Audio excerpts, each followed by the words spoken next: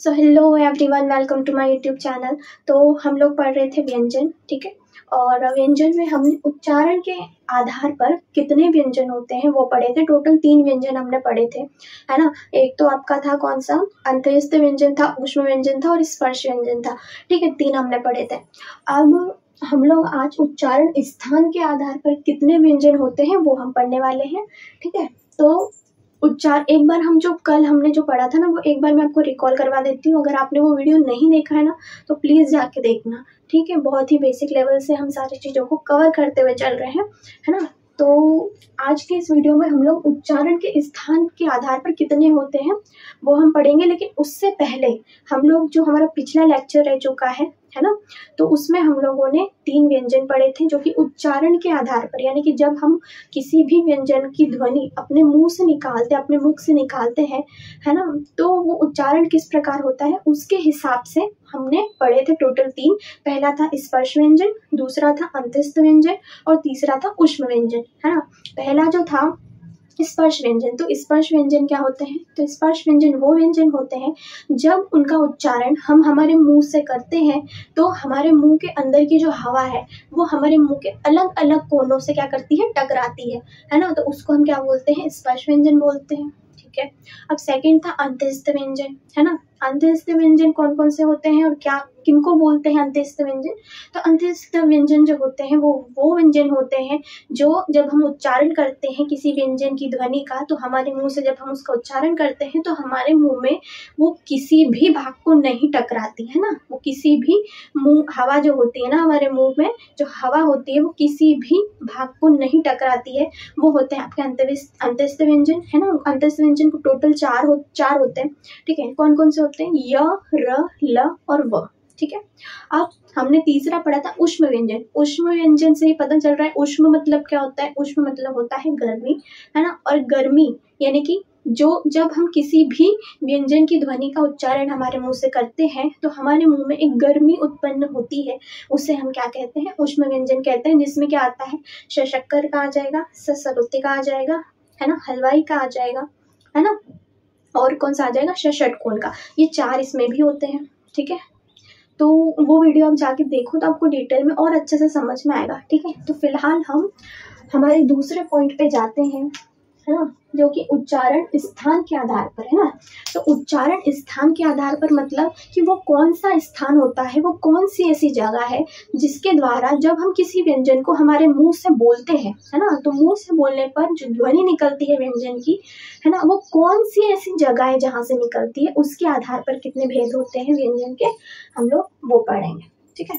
तो सबसे पहला तो आ जाएगा आपका कंठ व्यंजन, है ना। कंठ कंठ कंठ कंठ से सीधा आपको पता चल जाता है कि जो गले से निकलती है ना। कंठ मतलब क्या होता है? गला, जो गले से निकलती है ना। तो जिन व्यंजन ध्वनियों के उच्चारण में जीभ के पिछले भाग में तालु का स्पर्श होता है ना, जो व्यंजन ध्वनियां जब उनका उच्चारण करते हैं तो हमारी जो जीभ होती है, हमारी जो जुबान होती है, उसके पिछले भाग में तालु का जब स्पर्श होता है तो वो क्या होते हैं?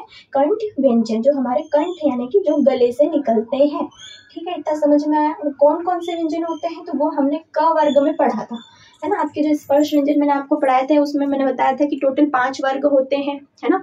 क वर्ग होता है, च वर्ग होता है, ट वर्ग होता है, ट वर्ग होता है ना। ये 4 टोटल मैंने आपको बताए थे, जिसमें इसमें उच्चारण के स्थान पर पहला है कंठ व्यंजन। कंठ व्यंजन में क वर्ग के जितने भी आपके जो है व्यंजन वो सारे आ जाएंगे, जिसमें आता है क, ख, ग, घ और ड, ठीक है। इतना समझ में आया?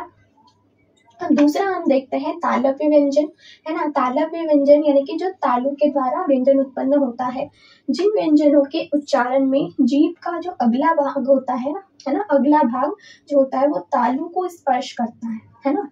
जिन व्यंजनों के उच्चारण मतलब जो व्यंजन की ध्वनि हम हमारे मुंह से निकालते हैं, है ना, उसमें जीभ का, हमारी जो जुबान होती है उसका जो अगला भाग, है ना, जीभ का यानी ये वाला भाग, है ना, तो ये वाला भाग जो होता है वो तालु को स्पर्श करता है ना। जिसमें कौन कौन से वर्ग आते हैं? च वर्ग के जितने भी व्यंजन है वो आते हैं, च, छ, ज, ज और ई, है ना। च वर्ग में जितने भी आते हैं टोटल 5 आते हैं, तालु को स्पर्श जो करते हैं, ठीक है। उसके अलावा इसमें श और य, श और य को भी इसमें तालव्य व्यंजन में ही स्थान दिया गया है। तालव्य व्यंजन में ही श, शक्कर का और ययति को रखा गया है। तीसरा होता है मूर्धन्य व्यंजन, है ना। मूर्धन्य व्यंजन क्या होते हैं, जब जीभ की उल्टी हुई नोक, है ना, उसका निचला भाग जो होता है वो मूर्धा को स्पर्श करता है ना। उल्टी हुई नोक का मतलब है कि आपकी जो ये जीभ होती है ना, जैसे फोल्ड हो जाती है ना, फोल्ड हो जाती है और वो मूर्धा को स्पर्श करता है ना। मूर्धा क्या होती है, तो मूर्धा आपके जो ऊपर के दांत होते हैं ना, ऊपर के दांत और आपकी तालू, है ना, तालू और ऊपर के दांत के बीच में जो कठोर हिस्सा होता है उसको मूर्धा कहते हैं हम लोग, ठीक है। इसमें कौन कौन से ट वर्ग में जितने भी आते हैं ना वो आ जाएंगे, ट, ठ, ड, ढ और ण। इसके अलावा इसमें श षटकोण का भी इंक्लूड किया गया है ना। श षटकोण का भी मूर्धन्य व्यंजन में ही आता है, ठीक है। तो ये चीजें हैं, ये चीजें तो आपको याद करनी ही पड़ेगी, ठीक है, कोई ऑप्शन नहीं है याद करने के लिए। इन चीजों को याद करने का मात्र एक ही तरीका है कि आप बार बार इनको रिपीट करके बोलो, ठीक है, और बार बार रिवाइज करो, तो ही ये चीजें याद होगी। और ऐसे भी एमसीक्यूज आपको ऐसे क्वेश्चन से ही बनते हैं, ठीक है। तो आपको ये छोटी छोटी चीजें हैं, बेसिक बेसिक, वो पता होना चाहिए, है ना। अब अगला चलते हैं।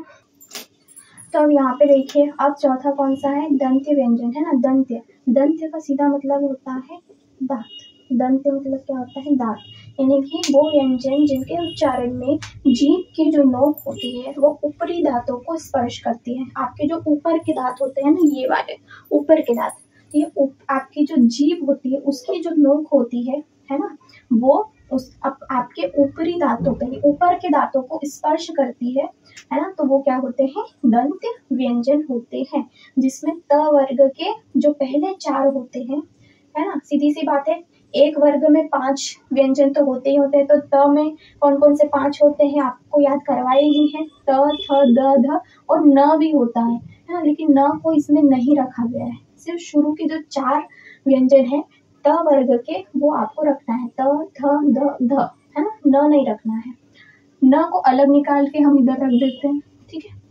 अब और इसके अलावा यहाँ पे स भी करा गया है ना, स को भी इसी में किसमें, दंत्य व्यंजन में रखा गया है स। आप अगर ट्राई करके देख सकते हो, है ना, इन चीजों को, कि वो व्यंजन कौन सा है जिनकी जीभ की जो नोक होती है वो ऊपरी दांतों को टच करती है। तो आप करके देखो, है ना, करके देखने से क्या है, चीजें आसान हो जाती है। पांचवा कौन सा है, ओष्ठ व्यंजन। ओष्ठ, ओष्ठ का मतलब सीधा होता है होठ। ओष्ठ मतलब क्या होता है, होठ, आपके लिप्स, है ना, आपके लिप्स को क्या बोलते हैं, ओष्ठ। तो ओष्ठ व्यंजन में क्या होता है कि जिन व्यंजनों के उच्चारण में दोनों होठ एक दूसरे को क्या करते हैं, छूते हैं, एक दूसरे को टच करते हैं, स्पर्श करते हैं, है ना। तो जिन व्यंजनों में उच्चारण में दोनों होठ जो होते हैं एक दूसरे को स्पर्श करे, है ना, वो क्या होते हैं, ओष्ठ व्यंजन होते हैं, जिसमें प वर्ग आता है। कौन सा वर्ग, प वर्ग आता है। प, फ, ब, भ, म, इसमें 5 आते हैं, ठीक है। प वर्ग में पूरे आएंगे, जो कि ओष्ठ व्यंजन, यानी कि वो व्यंजन जो कि होठ के माध्यम से बोले जाते हैं, है ना, होठ के दोनों स्पर्श से उसकी ध्वनि निकले, वो क्या होती है, ओष्ठ व्यंजन होते हैं। 6 है आपका दंत्योष्ठ व्यंजन, है ना। दंत्योष्ठ व्यंजन जो होते हैं, दोनों होठ जो होते हैं आपके, दोनों जो लिप्स हैं आपके, वो दांतों को स्पर्श करते हैं, है ना। आपकी जो दोनों होठ हैं वो बोलने में किसको स्पर्श करे, आपके दांतों को स्पर्श करे, वो क्या होते हैं, दंत्योष्ठ। दंत्योष्ठ 2 शब्दों से बना है, तो दंत्य से, ओष्ठ से, तो दंत्योष्ठ, है ना। दंत मतलब दांत और ओष्ठ मतलब होठ, है ना। जो दांतों और होठों दोनों की हेल्प से बोले जाते हैं वो क्या होते हैं, दंत्योष्ठ व्यंजन। और दंत्योष्ठ व्यंजन सिर्फ एक ही होता है, वो होता है व जो होता है वो दंत्योष्ठ व्यंजन में आता है। और 7 है आपका कौन सा, वर्तस्य व्यंजन। जिन व्यंजनों के उच्चारण में जीभ जो होती है वो ऊपरी मसूड़े, है ना, यानी कि आपके दांत के नीचे वाले जो भाग होता है ना, ये वाला, तो ये वाला जो होता है ना, ये आपके जीभ का ऊपरी मसूड़े जो होते हैं उसको स्पर्श करता है ना। जिसमें कौन कौन से व्यंजन आते हैं, न, र और ल। न, ये वाला न, र और ल, तो ये 3 ऐसे होते हैं जो कि वर्तस्य व्यंजन में आते हैं, ठीक है। आगे चीजें समझ में, है ना। तो अब हमने ये तो पढ़ लिए कि उच्चारण स्थान के आधार पर कितने होते हैं, है ना, उच्चारण स्थान के आधार पर कितने होते हैं। अब हम ये पढ़ेंगे कि श्वास, यानी कि हमारे जिसको प्राण भी बोलते हैं ना, तो श्वास मात्रा के आधार पर कितने व्यंजन होते हैं। श्वास मात्रा यानी कि सांस लेने की जो मात्रा होती है या प्राण की मात्रा जो होती है वो किस प्रकार से होती है ना, वो हम लोग अब पढ़ने वाले हैं।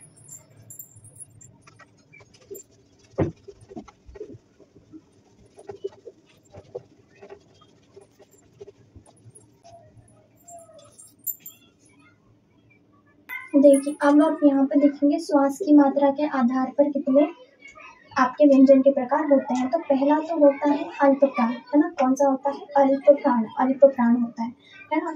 और ये क्या होते हैं? अल्प प्राण क्या होते हैं? जिन व्यंजनों के उच्चारण में श्वास वायु कम निकलती है ना।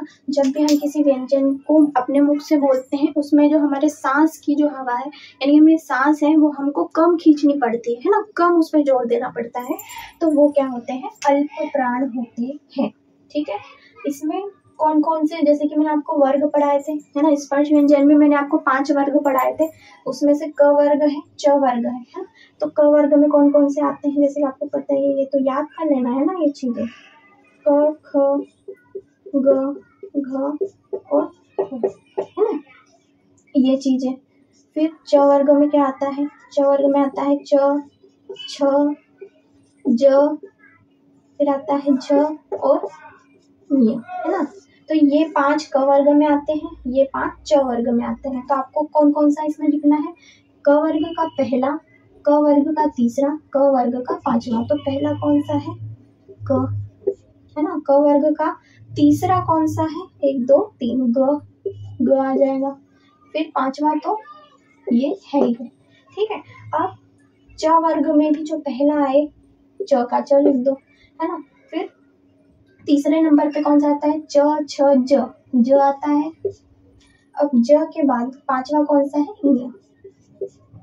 तो क वर्ग और च वर्ग का जो पहला स्थान है, तीसरे नंबर पे जो व्यंजन है, जो 5वें नंबर पे व्यंजन है ना, वो हमारे क्या कहलाएंगे? अल्प प्राण व्यंजन कहलाएंगे। क्या कहलाएंगे? अल्प प्राण। ठीक है, समझ में आ गई। इसीलिए मैं बोल रही थी कि ये वर्ग जो है वो याद कर लेना, है ना। टोटल 5 वर्ग है, बहुत ही सिंपल है ना। अल्प प्राण के अब इसके दूसरा प्रकार है महाप्राण, है ना। अल्प प्राण में कौन कौन से आएंगे? क वर्ग और च वर्ग का पहला, तीसरा और पांचवा। ठीक है। अब हम सेकंड देखते हैं, महाप्राण।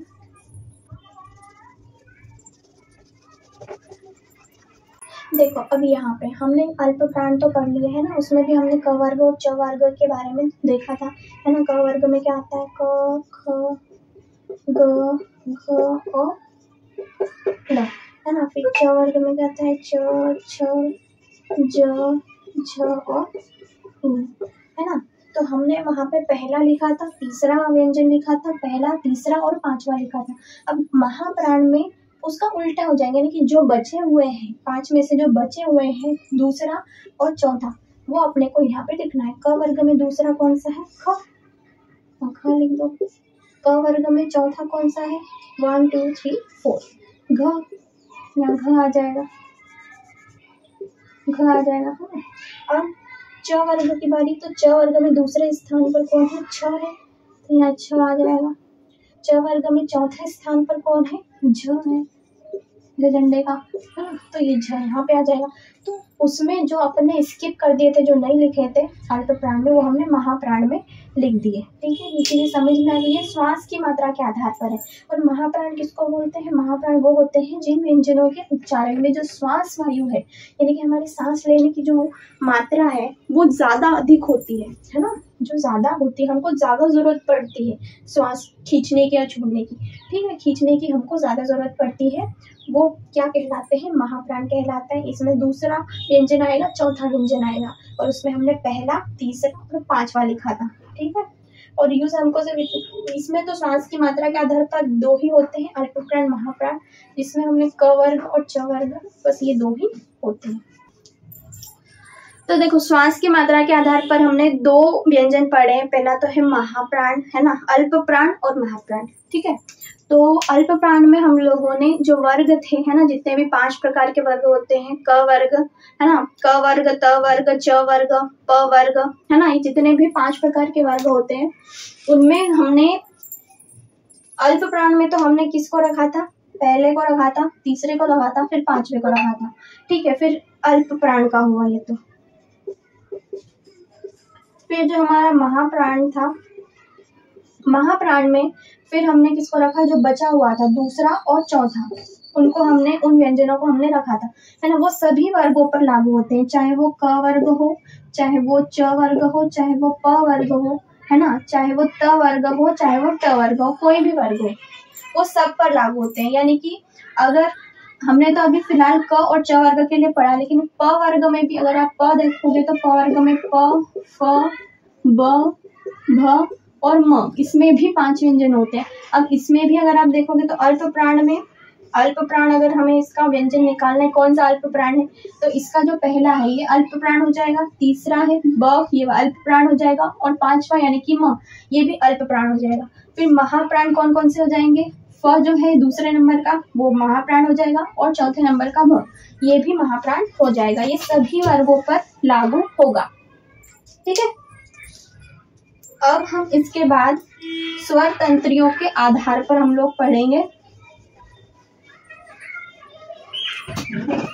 तो चौथा है स्वर तंत्रियों के आधार पर। तो स्वर तंत्रियों के आधार पर सबसे पहला व्यंजन का प्रकार होता है घोष या फिर सघोष व्यंजन। घोष भी आ सकता है, सघोष भी हम उसको बोल सकते हैं, एक ही बात है, घोष या सघोष व्यंजन। इसमें क्या होता है कि जिन व्यंजनों के उच्चारण में स्वर तंत्रियों में कंपन होता है ना, यानी कि जब भी हम किस व्यंजन को अपने मुख से बोलते हैं तो उसमें क्या होता है, कंपन होता है, यानी कि वो जो व्यंजन होता है वो कांपता है, ठीक है। तो जिसमें उसमें भी हम यही करेंगे, ठीक है। जितने भी वर्ग होंगे, क वर्ग, च वर्ग, है ना, त वर्ग, ट वर्ग, या फिर आप प वर्ग बोल दो, है ना, कोई सा भी बोल दो, उसका जो तीसरा, चौथा और पांचवा व्यंजन जो रहेगा वो क्या होगा, वो आपका घोष या फिर सघोष व्यंजन हो जाएगा। जैसे क वर्ग का अगर आप लेके चलो तो ये हो जाएगा क, ख, ग, घ और ड़, है ना। ये 5 व्यंजन होते हैं क वर्ग में। अब क वर्ग में होते हैं तो तीसरे नंबर पे कौन सा है, ग, चौथे नंबर पे कौन सा है, घ, और पांचवें नंबर पे कौन सा है, ड़, ठीक है। तो ये हमारे क्या होगा, ये घोष या फिर सघोष व्यंजन हो गए हमारे, ठीक है। वही पूरी प्रोसेस जो है वो तीनों वर्ग, 5 वर्गों पे क्या होगी, लागू होगी, ठीक है। अब उसके बाद जो आपके अंत्यस्थ व्यंजन जो मैंने आपको पढ़ाए थे कौन कौन से, य, र, ल और व, य, र, ल और व, ये 4 क्या होते हैं, अंत्यस्थ व्यंजन होते हैं, है ना, अंत्यस्थ व्यंजन होते हैं। उसके अलावा जो ह है, जो कि किसमें आता है, ह हमारा आता है ऊष्म व्यंजन में, है ना। तो ये 4 और एक ह, ये ऊष्म व्यंजन का एक और अंत्यस्थ व्यंजन के चारों, है ना, ये भी क्या कहलाएंगे, घोष या फिर सघोष व्यंजन कहलाएंगे, है ना। ये छोटी छोटी बातें याद रखनी पड़ेगी, है ना, ये चीजें तो आती है एग्जाम में। तो य, र, ल और व अंत्यस्थ व्यंजन, ह क्या है, ऊष्म व्यंजन, वो भी किस में आएगा, घोष या फिर सघोष व्यंजन आप इनको बोल सकते हो, ठीक है। और ये चीजें जो है, ये जैसे कि तीसरा व्यंजन, चौथा व्यंजन, पांचवा व्यंजन, ये सभी वर्गों पर लागू होती है, ठीक है। इतना समझ में आ गया। अब उसके बाद दूसरा पढ़ेंगे अपन, है ना, इसका दूसरा प्रकार।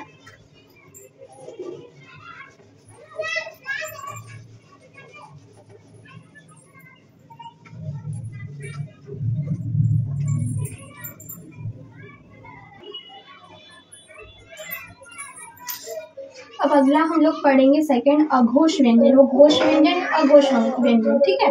तो अघोष व्यंजन वो होता है उल्टा, उसका उल्टा हो जाएगा कि जिन वर्णों के उच्चारण में स्वर तंत्रियों में कंपन नहीं होता, और घोष में क्या हो जाएगा कि कंपन होता है, और इसमें क्या हो जाएगा, कंपन नहीं होता, है ना। और इसमें हमने देखो 2 चीजें हमने पढ़ी है, अंत्यस्थ व्यंजन पढ़े, ऊष्म व्यंजन पढ़े हैं, है ना। तो अंत्यस्थ व्यंजन जो होते हैं कौन कौन से होते हैं, य, र, ल और व, है ना।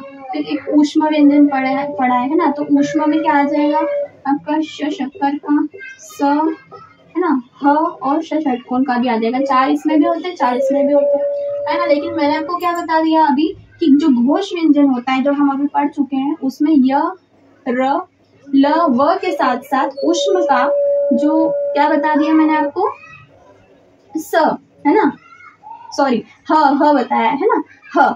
तो ह जो है वो उसमें इस क्या बोलते हैं अपने घोष व्यंजन में,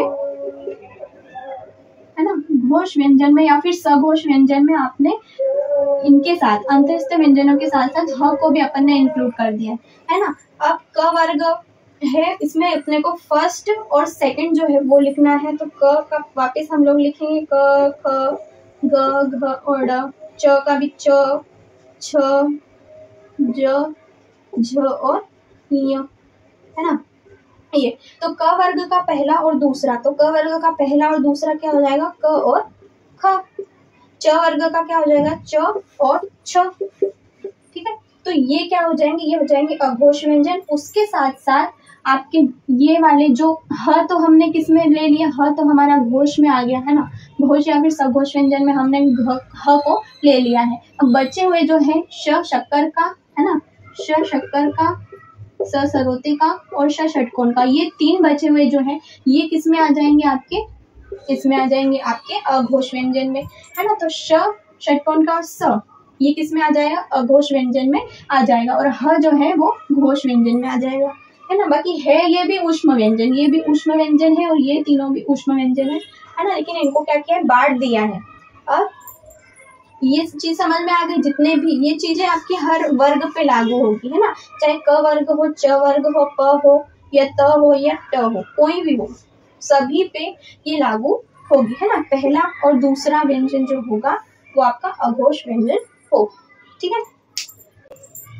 तो आई होप आपको समझ में आ गई होंगी चीजें, ठीक है। तो मिलते हैं नेक्स्ट वीडियो में, है ना। थैंक्स फॉर वॉचिंग, और अगर आपने इस चैनल को सब्सक्राइब नहीं किया है तो आगे आने वाले वीडियोस आपको मिले उसके लिए प्लीज सब्सक्राइब कर लीजिएगा, ठीक है। और अगर कुछ डाउट हो तो आप कमेंट भी कर सकते हो, ठीक है। तो मिलते हैं नेक्स्ट वीडियो में।